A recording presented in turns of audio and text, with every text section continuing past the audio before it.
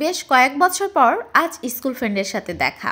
বেশ ভালো সময় পার করেছি সবাই একসাথে মিলে। হ্যালো এভরিওয়ান, আসসালামু আলাইকুম। হঠাৎ করেই ফ্রেন্ডের সাথে কথোপকথন এবং জানতে পারলাম সে খুলনায় এসেছে এবং সাথে সাথে তাকে বাসায় ইনভাইট করলাম। আর এই তো আমার ফ্রেন্ড আমার বাসায় চলে এসেছে। আর এটা ছিল কিন্তু আমার স্কুল লাইফের বেস্ট ফ্রেন্ড। তো আজকে আমার বাসায় আমার দুইটা ফ্রেন্ড এসেছিল, ফিরোজ আর সাথে ছিল আলফাজ। তো এদেরকে দেখে আমার দুই ছেলে তো মহা খুশি, কারণ বাসায় যখনই কেউ আসে তখন আমার দুই ছেলে খুব বেশি আনন্দ পায়, কারণ ওদের সময় ভালো কাটে তাদের সাথে। তো ওরা বাসায় আসতে আসতে রাত 10টা বেজে গেছিল, কারণ ওরা খুলনায় কিছু একটা কাজের জন্যই এসেছিল মূলত। তো এইদিকে আমি টুকটুক করে রান্না করে নিচ্ছিলাম, কারণ আমি আগে থেকে জানতাম না যে ওরা খুলনায় আসছে বা আসবে এমনটা।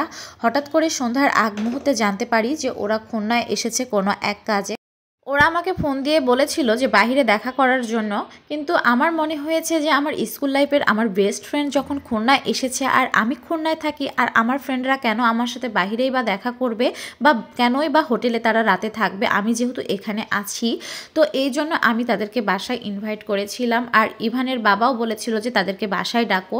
আর ফিরোজ শুধু আমারই বেস্ট ফ্রেন্ড নয়, তার সাথে কিন্তু ইভানের বাবার সাথেও তার একটা গুড রিলেশন হয়ে গেছে, খুব ভালো সম্পর্ক তাদের মধ্যে। খুব অল্প সময় তাদের সাথে কিন্তু বেশ মজা আড্ডা আমরা দিয়েছি একসাথে। তো সকাল 6:30টার মধ্যেই তারা আবার বের হয়ে গেছে, কারণ তাদের ট্রেন ছিল।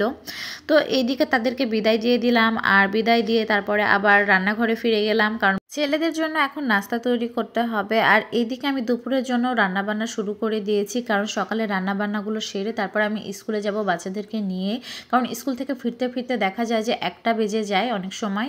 তো রান্নাবান্না আমি সকালে সেরে নিচ্ছি। তো এইদিকে আজকে আমাদের ইচ্ছে করেছে যে ফুলকার ভর্তা খাবো। আপনারা এটা কি বলেন? আমাদের রাজশাহী বাগমারা ভাষায় এটাকে আমরা ফুলকো বলি, আবার অনেক জায়গায় এটাকে পেঁয়াজের কালি বলা হয়।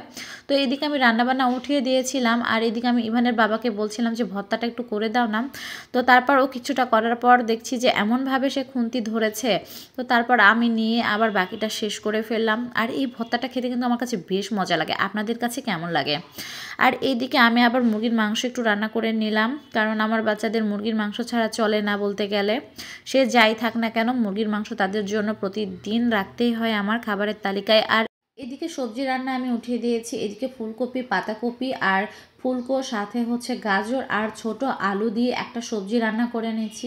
এই সবজিটা মূলত আমি ইভানের বাবার জন্য রান্না করছি, কারণ সে সবজি খেতে ভীষণ রকমের পছন্দ করে। আর এর পাশে আমি ছোট মাছ দিয়ে কিন্তু ছোট আলু দিয়ে একটা চচ্চড়ি করে নিয়েছি, আর ধনিয়া পাতাগুলো দিয়েছি অনেকগুলো, কারণ ধনিয়া পাতা আমার ভীষণ রকমের পছন্দ। আর এইদিকে আবার ইভানের কাজ দেখেন, সে নিজের মতো করে সুন্দর মতো সালাড তৈরি করেছে, মাশাআল্লাহ।